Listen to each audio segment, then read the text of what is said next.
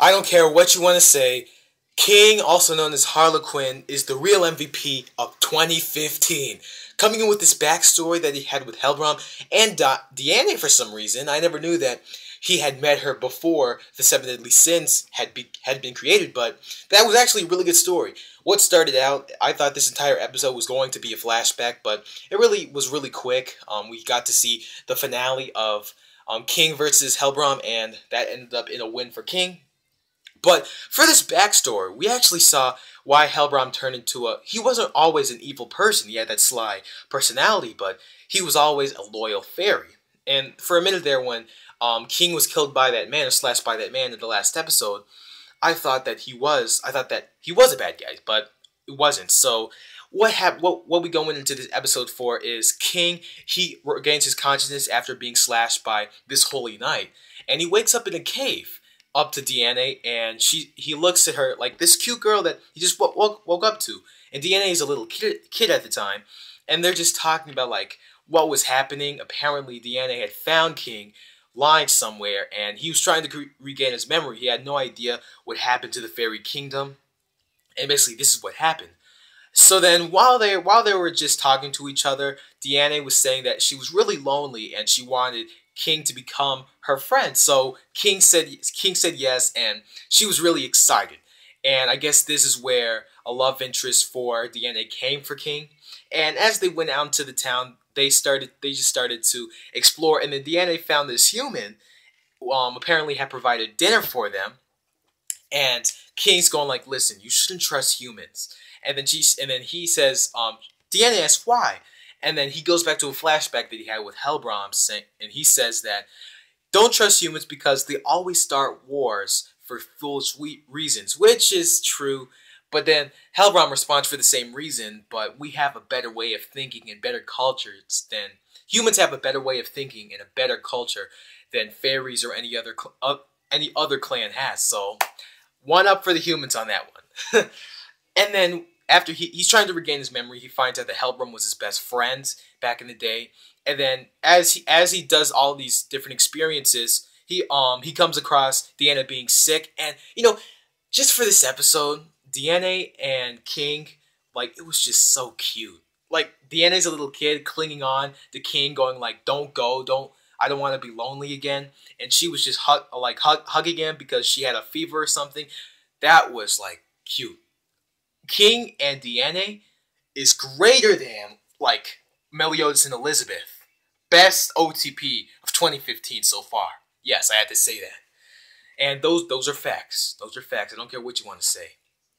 But then the hunter comes back, the human, and he like heals them, and then he's gonna say thank you for the soup. But that was decades ago. So, because the guy already had like a bald head, apparently he was like younger. And then King thought it was like a few minutes ago that they had got the soup. And then he explained saying that fairies and giants have longer lifespans than humans. So a short amount of time to humans is like up to 10 years or so. Yeah, no, short amount of time for fairies and giants are or like a short amount of time for or a long amount of time for humans. Dang. Explanation. And then they're going out and playing, Diane and King, and then King makes these clothes for Elizabeth because Diane just rips off for some reason.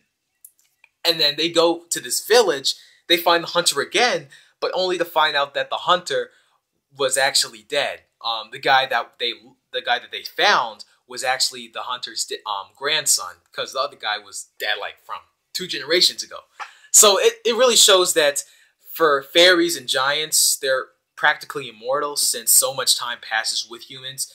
And then going back on the scene, we see Helbram again, and after King had already regained his memories, and we find that Helbram, he was imprisoned. He was imprisoned by the humans, and he witnessed as all the time the fairies were just getting their wings ripped off, saying that the humans said that it would sell for good money.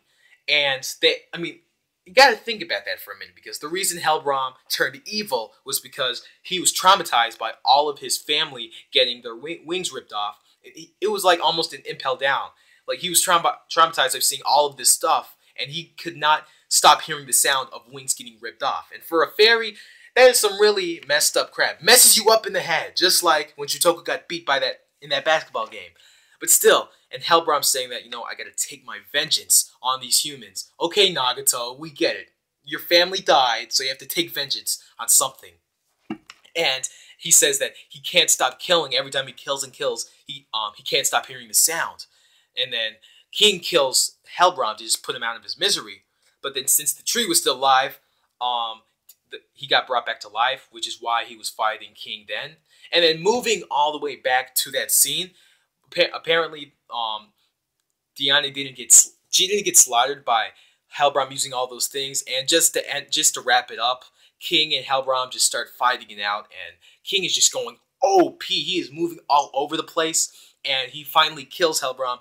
And it's just a really big moment of silence and a really big emotional moment for King because his best friend just died, even though he caused all this stuff. And we also get to see Hendrickson and King Arthur going at the end of the episode, and they are fighting it out. King Arthur apparently has some sort of special hand under his sleeve, some special trick under his sleeve that Hendrickson knows about, but he hasn't been showing it. So then once Hendrickson tries to test it out, Meliodas uses full counter once he jumps in to save King Arthur, and that's how this episode ends. But this is really good so far. Episode 19, I think this series is ending after episode 24. It's a shame, but I'm really glad how these episodes of Taizai are really picking up. Tell me in the comments, what did you think about this episode, because it was really nice for me. And what do you think? Will Meliodas ever fight Hendrickson in the next episode? And that's it for me today. Thank you guys so much for stopping by. And be sure to, if you guys like my review, be sure to subscribe if you're new. And be sure to like the video if you liked it. And until we meet again, see ya.